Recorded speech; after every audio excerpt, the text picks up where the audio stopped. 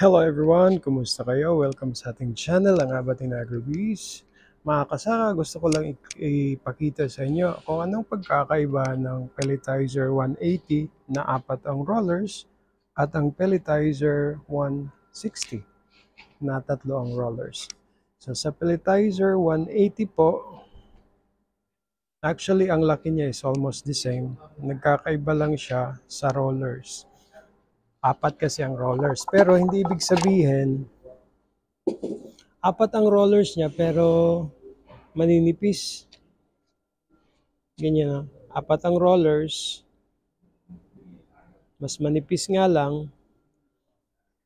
Tapos, sa tatlo ang rollers, pero makakapal.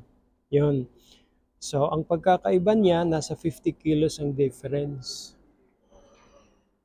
ng production capacity. Yun. So, ito pumapalo ito ng 250 kilos per hour. Tapos naman ito naman na 160 ay nasa 200 kilos per hour. Yan. So, ang iba kasi nagaano na ang model na to 200 model 180 apat ang rollers. Meron kasing mga ang apat ang rollers na to Pelletizer 300. Yun yung pang commercial. Yan.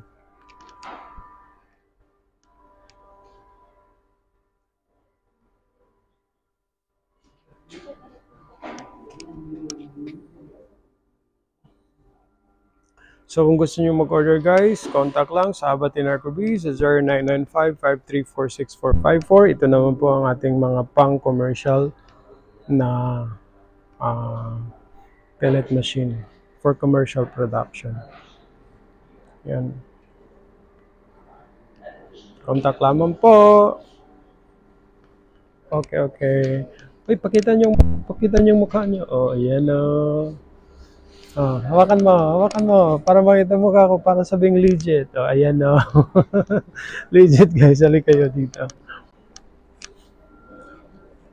Okay, welcome. So ito, tingnan natin ha. Okay na.